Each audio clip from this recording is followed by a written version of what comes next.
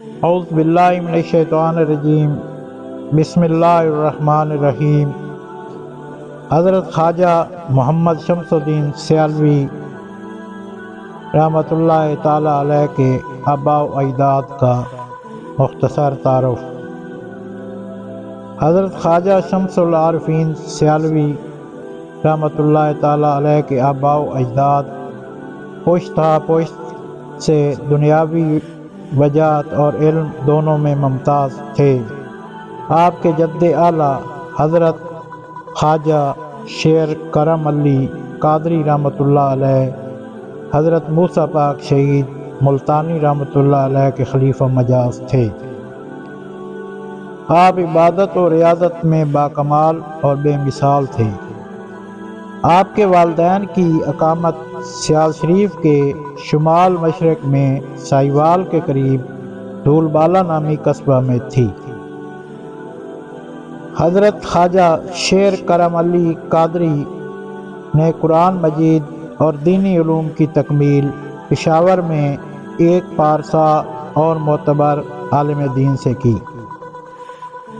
بعد ازاں اپنے استاد گرامی کے ہمراہ حج بیت اللہ اور زیارت روضہ رسول اللہ صلی اللہ علیہ وسلم سے مشرف ہوئے اور مدینہ منورہ میں 10 سال قیام فرمایا۔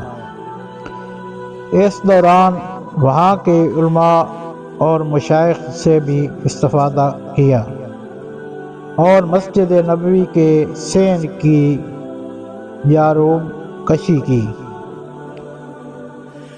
حضرت رسول مقبول صلی اللہ علیہ وآلہ وسلم کے ارشاد پر بغداد شریف حاضر ہوئے اور کچھ عرصہ ریاضت و عبادت میں مشغول رہے۔ دربار شریف کا پانی بھی بھرتے رہے۔ ایک رات خواب میں حضرت غوث اعظم شیخ عبد القادر جیلانی رحمۃ اللہ تعالی علیہ کی زیارت نصیب ہوئی۔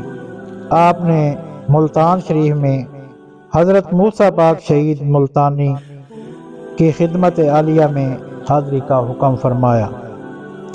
ملتان شریف پہنچ کر بیعت سے مشرف ہوئے اور اجازت و خلافت کی نعمت سے سرفراز و ممتاز ہوئے۔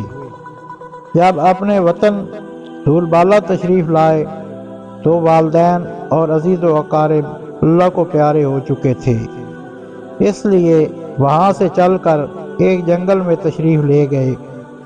یہاں آپ کو ایک خواب یاد آیا جو آپ نے مدینہ منورہ کے قیام کے دوران دیکھا تھا۔ اس خواب میں یہ دکھایا گیا تھا کہ یہ خواب آپ کا مسکن ہے۔ اس خواب میں دکھایا گیا تھا کہ یہ جگہ آپ کا مسکن ہے اور یہیں آپ کا مزار مبارک ہوگا اور بابرکت مقام جنت البقیع کے قائم مقام رہے گا۔ آپ نے عبادت و ریاضت کے لیے اس جنگل میں ایک درخت کا انتخاب کیا۔ آہستہ آہستہ آپ کی شہرت دور دور تک ہو گئی اور زائرین کی آمد و رفت کا سلسلہ جاری ہو گیا۔ چنانچہ آپ نے زائرین کی سہولت اور قیام کے لیے کنواں، مسجد اور مکان تعمیر کرائے۔ بے پناہ مخلوق آپ کے فیوز و برکات سے مستفید ہوئی۔